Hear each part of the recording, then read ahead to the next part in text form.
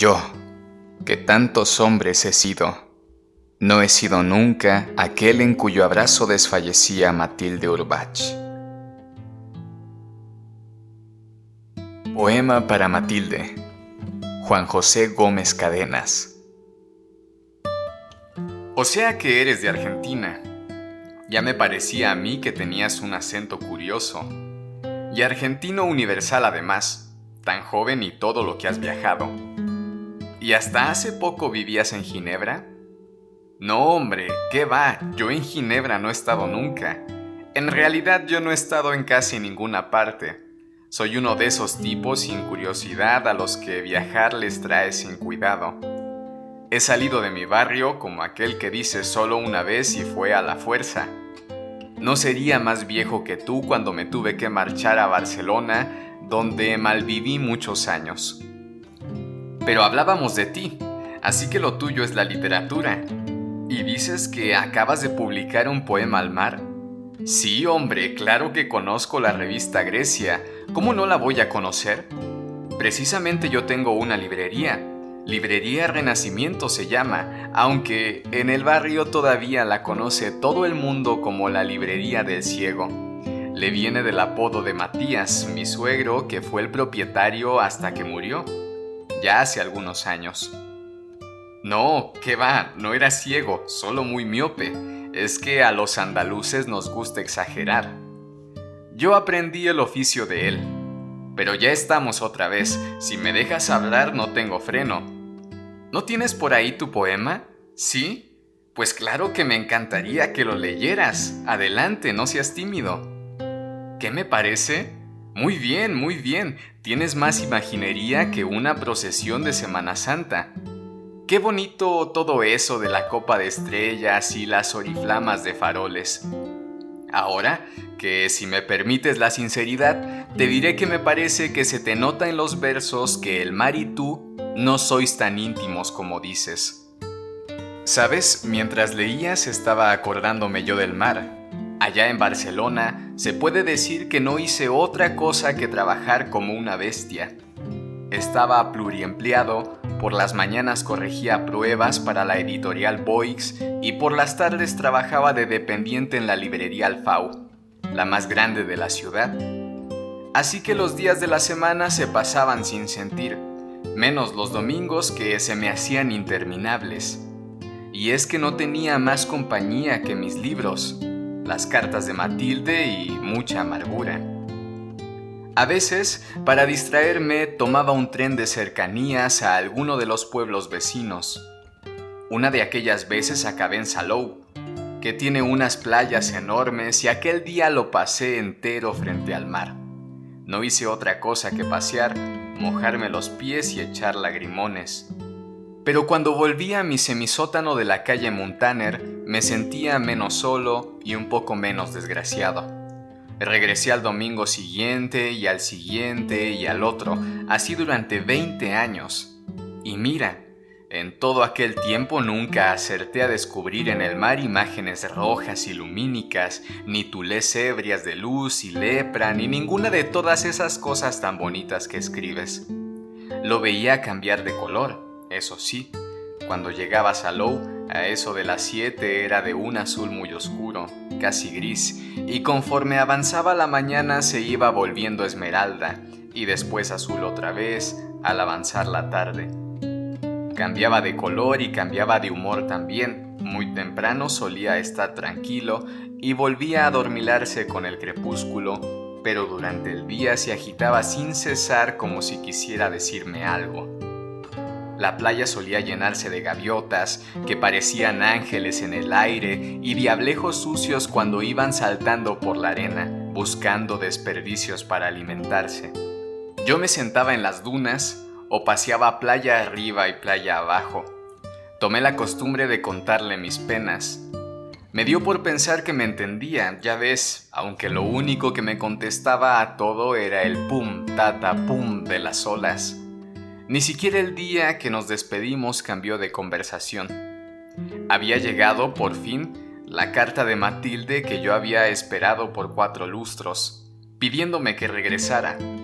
Aquel domingo tomé por última vez un tren para Salou y le leí al mar aquella carta 1000 veces, primero a gritos y luego con la voz ronca de tanto desgañitarme, llorando y riéndome como un demente.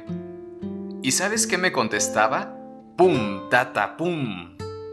Y sin embargo, después, a lo largo de los años, me he acordado de aquel mar muchas veces, el único amigo que tuve por entonces y el único consuelo. ¿Lo ves? Ya he vuelto a desvariar. Eso es la vejez, hijo.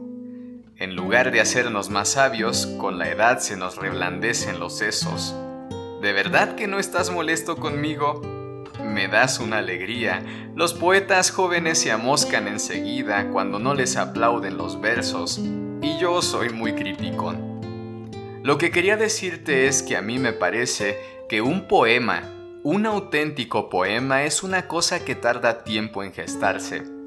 Algo que se escribe cuando te han calado las experiencias, por decirlo así. Cuando te has pasado décadas acudiendo al mar y después te has olvidado de él para dedicarte a otra cosa, a vender libros, por ejemplo, y a lo mejor todavía años más tarde, puedes sentarte frente a un papel y en unas pocas líneas expresar todo eso que has vivido y luego olvidado y vuelto a recordar, y ya es más que un recuerdo, es poesía.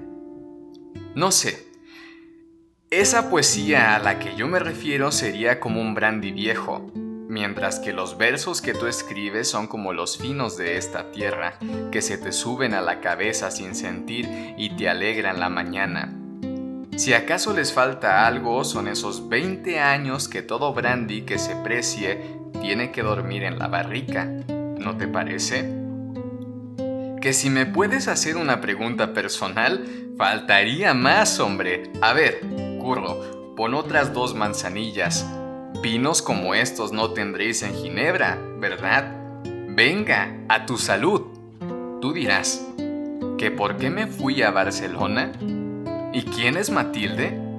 No, si ya te digo, como no te andes contento, acabarás por pasarte el domingo como el mar de Salou, oyéndome monologar. Matilde es mi mujer, y mis 20 años de destierro en Barcelona, una larga historia. No me importa contártela si tienes la paciencia de escucharla. ¿Estás seguro? Entonces ponte cómodo porque tenemos para un rato. Matilde era la única hija de Matías el Ciego. Ella tiene 3 años y medio menos que yo. Cuando empecé de aprendiz en la librería, aún era una mocosa que no levantaba un palmo del suelo. Parecía una gitanilla con su piel tiznada y el pelo oscuro como la obsidiana. Solía venir al mediodía a buscar a su padre con el recado de que la comida estaba lista. Y por las tardes la madre la mandaba a traernos un café a la hora de la merienda. A veces, Matías la dejaba quedarse enredando en la tienda cuando no había mucho trabajo. Matilde se pegaba a mí como una remorilla y yo me hacía el importante enseñándole libros raros y presumiendo de poeta, porque me sabía de corrido algunos versos de Don Manuel Machado. Aunque yo también hice mis pinitos como poeta, no creas. Fue una carrera corta la mía, pero muy fructífera. Verás, yo acababa de cumplir 18 años cuando Matilde se ausentó un tiempo, 8 o 9 meses por lo menos. Se fue con la madre a cuidar a un abuelo que estaba muy enfermo. Ya casi ni me acordaba de ella y cuando entró por la puerta de la librería era un 25 de mayo. Faltó poco para que me cayera muerto al suelo. No sé cómo explicarte, la miraba y no la conocía. Yo recordaba a la chiquilla morena que me perseguía por la tienda y tenía delante a una mujer como no se ha visto otra igual en Sevilla. Vaya, no te esperabas que me pusiera tan vehemente, ¿verdad? Pues si te dijera que intento no exagerar para que no pienses que chocheo. En fin. Aquella misma noche empecé a escribirle versos y no paré hasta darle el primer beso.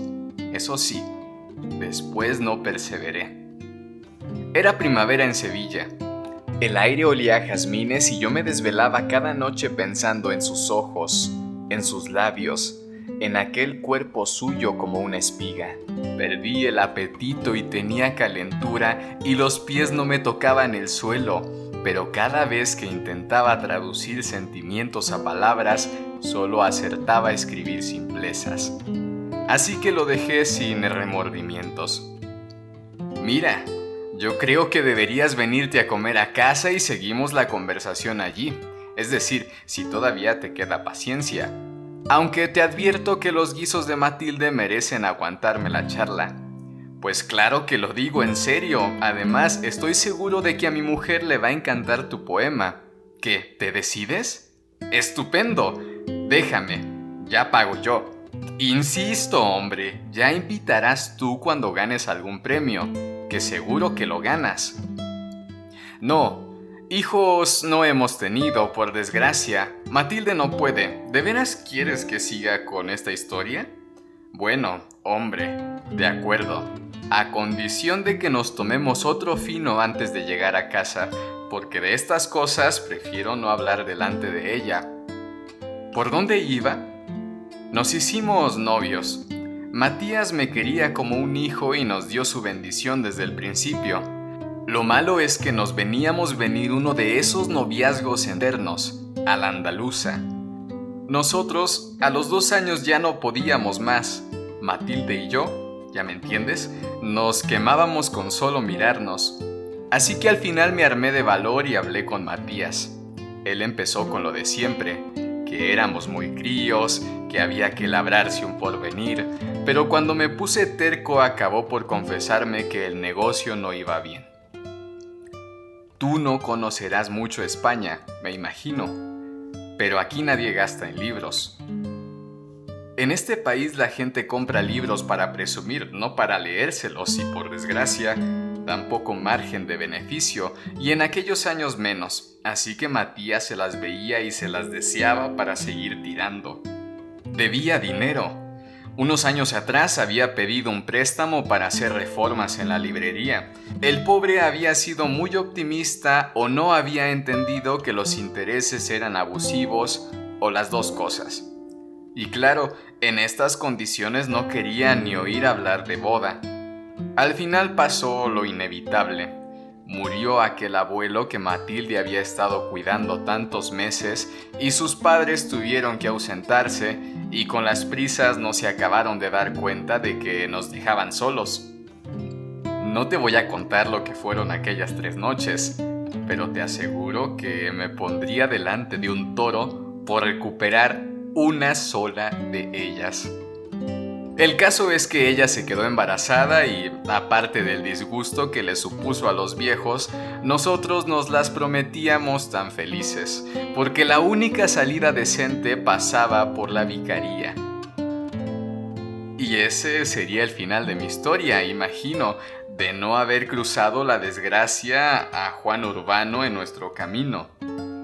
Según se mire, todo fue culpa de un libro. Al destino le gustan las bromas pesadas. Juan no habría sabido jamás de Matilde de no ser por la única devoción que hemos tenido en común, la de los libros viejos.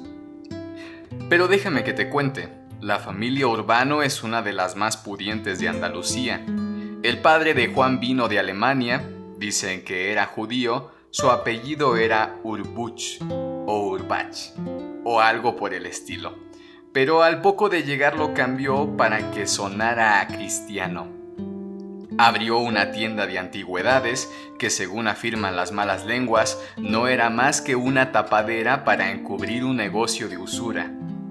El caso es que le fue bien. Ganó dinero, aunque sus negocios eran insignificantes en comparación con los que montó su hijo tiempo después. Y sin embargo, de muy joven, Juan parecía querer salirse por peteneras. Pasó unos años deambulando de un sitio para el otro, París, Viena, Madrid, dedicándose a la bohemia. Matías, que lo conoció por aquella época, aseguraba que era un mozo soñador, con talento para la música, un poco crápula. Un señorito, vamos, como hay tantos en Sevilla. Y de repente cambió de actitud, o más bien de personalidad. Matías decía que era como si fuera otro hombre distinto. Si para la música tenía talento, para los negocios resultó un genio. Parecía tener un sexto sentido que le decía en qué tierras valía la pena invertir y en cuáles no, cuándo vender y cuándo comprar y a qué precio. Luego se introdujo en el juego del aceite como si llevara toda su vida en eso y después abrió fincas, compró una naviera, se hizo con 2 de los 3 mayores bancos de la provincia. Era como el rey Midas, transformaba en oro todo lo que tocaba. En poco tiempo se convirtió en el hombre más poderoso de Sevilla. Tenía cosa de 15 años más que yo. Era muy agraciado igual que su padre, fornido, rubio, que aquí son raros, con unos ojos muy azules como es corriente entre los teutones. Recuerdo haberlo visto, siendo yo un mocoso, paseándose a caballo por la feria, alto y tieso como la Giralda, saludando a las damas de tronío desde lo alto de su jaca. Era un jinete de primera, y en todas las ferias se lucía en las carreras, por no decir cuando salía a la plaza a rejonear. ¿Que cómo podía destacar en tantas cosas? Eso mismo se preguntaba toda Sevilla, créeme. Daba la impresión de que había pactado con Belcebú para poder desdoblarse en una docena de hombres diferentes. Uno que llevaba los negocios de la familia con mano de hierro y otro que se bebía la noche en los tablaos. El que se la jugaba delante de los toros y el que entraba de vez en cuando en la librería a charlar con el ciego y a husmear catálogos, buscando libros raros por los que tenía auténtica pasión. ¿Tomamos la última? Fue uno de esos libros, como te decía, el causante de nuestras desdichas. Matías consiguió un ejemplar de Los abismos cotidianos de Costamagna, una obra rarísima que Juan codiciaba desde tiempo atrás. Recuerdo que me mandó a buscarlo con la noticia y que Juan se empeñó en acompañarme inmediatamente a la librería y cómo fuimos todo el camino conversando sobre literatura. Mal que me pese, tengo que reconocer que era un erudito. Pagó un precio exorbitante por el libro, el doble de lo que Matías hubiera sugerido sin pestañear. Era su forma de ser. Compraba lo que se le antojaba sin importarle el precio. El viejo mandó recado para que su mujer nos bajara una botella de anís para celebrar el trato, y a la pobre vieja, ¿qué iba a saber ella? No se le ocurrió mejor idea que enviar a Matilde. Te vas a reír, pero desde el mismísimo momento en que la vi entrar por la puerta supe lo que se nos venía encima. Tenías que haber visto cómo la miraba Juan. Era como si le doliera verla, como si se le fuera a partir el corazón, y a la vez la miraba como había mirado el libro de Costamagna. Por un momento me pareció que se iba a arrodillar delante de ella y luego que le iba a ofrecer a Matías un precio por su hija allí mismo. Pasó una eternidad, Matilde sirviendo las copas, Juan sin quitarle la vista de encima, como si no existiera nadie más en el mundo, el ciego mascullando insensateces y yo saboreando un anís que me sabía a cicuta. Pero debieron ser tan solo unos instantes, al cabo de los cuales Matilde se había retirado. Matías envolvía el libro y yo me envenenaba con mi propia bilis.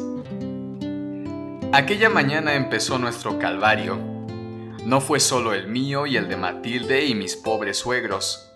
Juan también sufrió lo suyo. Yo creo que hasta entonces había conseguido siempre lo que se le metía entre las 2 cejas. Supongo que al principio ni se le pasó por la cabeza que conquistar a Matilde tuviera dificultad alguna. ¿Para qué decirte que Juan era un rompecorazones? Que no había mujer en Sevilla que se le resistiera. Que se contaban historias de arañazos y bofetadas y hasta alguna cuchillada por dormir en su cama. ¿Cómo se iba a imaginar que le resultara indiferente a Matilde? La abrumó con regalos. Recuerdo que le mandaba cada día 17 docenas de rosas, una docena por cada año de ella. Después de las flores empezaron a llegar vestidos como para el ajuar de una reina, con sus etiquetas de las tiendas de París y un ejército de modistillas para ajustarle todas aquellas telas. Daba igual que ella protestara, que se negara a probarse nada, que las despidiera con pocos miramientos. Al día siguiente llegaban otra vez las flores y los vestidos, y aparecía el dueño de la joyería más cara de la ciudad con unos pendientes de oro en los que brillaban unas perlas como huevos de paloma. Cuantos más regalos llegaban y más caros, más se enfurecía Matilde. Supongo que Juan no conseguía entender que una niña de 17 años pudiera tener el corazón tan firme que lo desdeñara a él, que era como un príncipe en Sevilla, que prefiriera a un aprendiz de librero que no tenía dónde caerse muerto. Y sin embargo así era. Cuantos más regalos llegaban, cuanto más insistía él en cortejarla, más intentaba ella convencer a su padre para acelerar los trámites y casarnos de inmediato. Pero el pobre Matías tenía miedo de desatinar al cacique y se convencía de que era mejor esperar unas pocas semanas hasta que se le pasara la obsesión. Pero ya te imaginarás que la obsesión le iba a más cada día. Finalmente se decidió a declararse a Matilde, como no había hecho antes en su vida, según lo confesó. Ella le dijo que no, por las buenas primero y por las regulares cuando él no quiso avenirse a razones, y al final por las malas. Tanto le insistió que tuvo que confesarle que estaba embarazada de 2 meses y que nos íbamos a casar en unas semanas. Después de lo cual le pidió sin disimulos que nos dejara tranquilos. Al día siguiente Juan hizo llamar a Matías. Ya te he dicho que el viejo debía dinero. Todo el que tiene un negocio en España debe dinero y todo el que debe en este país está acostumbrado a renegociar los pagarés vencidos. Pero en cuanto Juan dio sus órdenes, Matías se encontró con que no podía hacer frente a sus deudas. No solo era perder el negocio. En Sevilla los jueces también estaban en la nómina de la familia Urbano. Para el ciego no había más alternativa que doblegarse a la voluntad de Juan o enfrentar la ruina. ¿Qué hice yo? Pues a mí, que era un poco infeliz y tenía la cabeza muy caliente, me pareció que el asunto se arreglaba echándole un par de cojones. Fui a buscarlo un día, a una de sus fincas, con mi cortaplumas en el bolsillo. Todavía cojeo un poco, ya te has dado cuenta antes. Eso fue de la paliza. También las marcas debajo de los ojos y algunas costillas rotas. Juan me tenía tanta inquina como yo a él y desde luego sabía manejar los puños y también las punteras de sus botas de montar, te lo aseguro. Me pasé más de un mes en el hospital y luego otros 2 entre rejas por allanamiento de morada, intención de agresión y no sé cuántas cosas más. Piénsalo, a Matilde no le quedaba otro remedio que casarse con Juan o cargar con la responsabilidad de que nos pudriéramos en la cárcel su padre y yo. Él ni siquiera se arredró porque estuviera embarazada ni porque deseara ese hijo con toda su alma. La pobre chiquilla acababa de cumplir los 18 el día que le hicieron la carnicería. Faltó poco para que no lo contara. Eso fue un accidente imprevisto, desde luego. Más tardar Matilde me contó que Juan estuvo a punto de estrangular con sus propias manos a la bruja que le practicó el aborto. Cuando salí de la cárcel ya se había celebrado el matrimonio. De eso me enteré por el sicario que me acompañó, por decirlo de alguna manera, a la estación del tren. Recuerdo que era un tipo bajito, jovial, muy afable y que llevaba un bulto muy aparatoso bajo la chaqueta, a la altura del sobaco. Mientras esperábamos el tren, me repitió unas cuantas veces que me convenía no volver a pisar Sevilla. Por si no lo había entendido bien, dejó que viera la culata de su revólver, cuando se abrió la chaqueta para sacar un billete de ida a Barcelona. Y así empezó mi destierro. De los primeros tiempos, prefiero no acordarme. Llevaba ya casi un año en Barcelona cuando me llegó la primera carta de Matilde. Yo no había vuelto a dar señales de vida desde que escapé de Sevilla y pensaba que nunca iba a volver a saber de ella. Pero me localizó sin mucho esfuerzo gracias al dueño de la librería Alfau, donde yo trabajaba, que era amigo de su padre. Recuerdo lo que lloré con aquella primera carta, no tanto por la desgracia que nos había caído encima, que ya no tenía remedio, sino acordándome de la chiquilla que me perseguía entre los libros, llenando la tarde de cascabeles. Matilde acababa de cumplir los 20 años cuando me escribió aquella carta, pero lo mismo hubiera podido tener 200. Era una carta larga, serena, más amarga que el zumo de la mandrágora. La leí y releí hasta sabérmela de memoria y durante semanas la llevé en el pecho como escapulario. Por las noches me dormía llorando encima de aquellas cuartillas y las abrazaba en sueños, como si pudiera acercarme a ella. Intenté no contestar. Me parecía inútil, cruel y una forma estúpida de prolongar nuestra agonía. Pero no pude evitarlo, y así empezó una correspondencia que duró 20 años. Yo le mandaba las cartas a la librería Renacimiento donde ella las recogía, aprovechando las visitas a sus padres. Supongo que Juan no ignoraba todo aquel ir y venir de cartas, pero prefirió no darse por enterado. Yo, en cambio, casi a mi pesar, empecé a mentarlo en mis cartas, aunque Matilde al principio se negaba a hablar de él, y las raras veces que lo hacía no usaba su nombre de pila. Se refería a su marido llamándole por el apellido alemán como si fuera un extranjero. ¿Por qué me interesaba yo por el hombre que más me ha dañado en esta vida? Pues te confieso que, sobre todo, fue darme cuenta cuando el rencor me dejó pensar que no conseguía entenderlo. ¿Por qué no se había destruido a todos para casarse con una mujer que lo odiaba? Él, por quien suspiraban todas las hembras de Andalucía, todas menos su esposa, ya te digo que al destino le gustan las bromas pesadas. Matilde me contestaba en sus cartas que él nunca cejó en su empeño de ganarle el corazón, de hacerse perdonar. Ella nunca le dio una oportunidad, quizás por aquel niño que perdió a la fuerza, quizá por los hijos que nunca podría tener, no sé. Si te soy sincero, a veces me da la impresión de que cada uno de nosotros interpretó durante décadas su papel, como actores de una tragedia que no conocieran del todo el guión de la obra.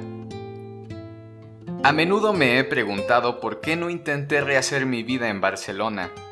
Empezar de nuevo, olvidar de un pasado que llegó a ser tan remoto como un sueño de la niñez. ¿Cómo pude alimentarme tanto tiempo con el recuerdo de 3 noches de primavera y unos ojos negros? ¿De dónde saqué aquella fe absurda que a veces me da por pensar que era la misma a la que se aferraba Juan Urbano, esperando que Matilde lo perdonara? Venga, acábate eso y vámonos que se nos va a hacer tarde. ¿Qué pasó después? Pues pasó mucho tiempo, hasta que Juan murió de cirrosis un domingo de Pentecostés. Matilde me había contado en sus cartas que bebía mucho. Fue una enfermedad lenta y solitaria. Ella no lo perdonó siquiera en su lecho de muerte. A veces, cuando lo pienso, se me antoja que acabó por sufrir más que nosotros, que la tristeza lo mató más que las borracheras. Dejó entre sus papeles centenares de cartas que le había escrito en secreto. Es posible que le escribiera más que yo mismo a lo largo de todos aquellos años. No pude vencer la tentación de leer alguna de ellas. Eran cartas de amor, folios y folios, desesperados, hirviendo de pasión, cuajados de poemas. Si alguien 20 años atrás me hubiera jurado delante de la Virgen que yo lloraría por Juan, hubiera pensado que estaba loco, pero así fue. No sé si llegué a compadecerme de él o fueron aquellos versos tan lúcidos, tan tristes, que Matilde nunca leyó. Cuando le di las cartas las quemó sin vacilar, sin tomarse la molestia de abrir una sola de ellas. «Ya llegamos. Sube, sube, tú delante. Pasa, hombre, estás en tu casa. Bueno, te voy a presentar. Matilde, este joven es poeta. Lleva toda la mañana soportándome. Te haces cargo, ¿verdad? He pensado que lo menos que podía hacer por él era invitarlo a comer. Venga, siéntate, a los postres nos lees otra vez ese poema tuyo tan bonito. No le hagas ningún caso a mis desvaríos de antes, ¿eh? En confianza, yo creo que lo que me pasa es que me da envidia que sepas escribir todas esas cosas siendo tan joven. A mí ya me gustaría, no sé, dar con un poema para Matilde, uno que resumiera todo lo que te he contado, lo que hablábamos hace un rato, ¿verdad? Un poema que contara una vida en unas pocas líneas. A veces me da por pensar que ese poema ya lo escribió Juan Urbach y se quemó sin que nadie lo leyera. Pero no importa, yo creo que un poema, un auténtico poema, existe para siempre en la mente de Dios y Él lo susurra de tarde en tarde al oído de los elegidos. A lo mejor, un día, te dicte a ti esos versos.